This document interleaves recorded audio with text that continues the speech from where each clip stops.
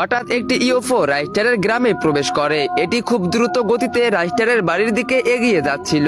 এরপর সেই ইউএফও রাইস্টারের বাড়ির সামনে এসে থেমে যায় এবং তা থেকে একজন এলিয়েন নেমে আসে। তার মুখে অন্যরকম রাগ দেখা যাচ্ছিল। অন্যদিকে রাইস্টার বাড়িতে গভীর ঘুমে মগ্ন ছিল। ঠিক তখনই সেই এলিয়েনটি রাইস্টারের কাছে এসে নিজের হাত দিয়ে রাইস্টারের শরীর স্ক্যান করতে থাকে। কিছুক্ষণের মধ্যেই সেই এলিয়েনটি রাইস্টারের রূপ নিয়ে নেয়। সে দেখতে একেবারে রাইস্টারের মতোই লাগছিল। তারপর সেই এলিয়েনটি আসল রাইস্টারকে সেই ইউএফওতে করে কোথাও পাঠিয়ে দেয়। এরপর আর কি বলার, সেই এলিয়েনটি দ্রুত একটি গ্রামে এসে দেখলো সেই গ্রামের লোকেরা খুব খুশি ছিল এবং হেসে খেলে জীবন কাটাচ্ছিল। কিন্তু এলিয়েন তাদের এই আনন্দ সহ্য করতে পারলো না এবং সে হাতে একটি লঞ্চার নিল এবং সবার মাঝখানে লক্ষ্য করে ছুড়ে মারলো। এরপরে গ্রামের সবাই সেখানেই মারা গেল। এলিয়েন এতটুকুতেই থামেনি, সে পুরো গ্রামের ঘর বাড়ি ধ্বংস করে দিল। কয়েক সেকেন্ডের মধ্যে গ্রামটি শেষ হয়ে গেল।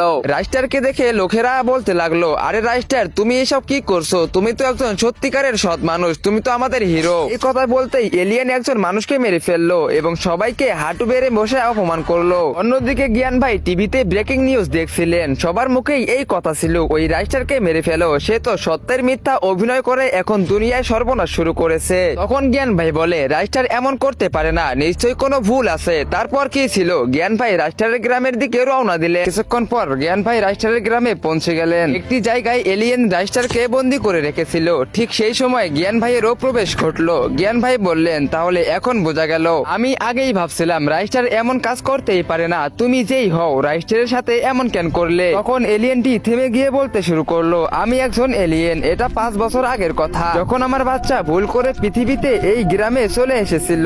আমি বাচ্চার কাছে পৌঁছানোর আগেই এই রাইস্টার আমার বাচ্চাকে মেরে ফেলেছিল। তাই আমি তখন থেকেই ঠিক করেছিলাম যে ওকে একেবারে উচিত শিক্ষা দেব। তখন জ্ঞান ভাই বলতেছে, ও আচ্ছা, তাহলে তুমি 5 বছর আগের ক্র্যাশ হওয়া ইউএফওর কথা বলতেছো? সেটা ভুল করে আসেনি, বরং ইউএফওটি ক্র্যাশ হয়েছিল।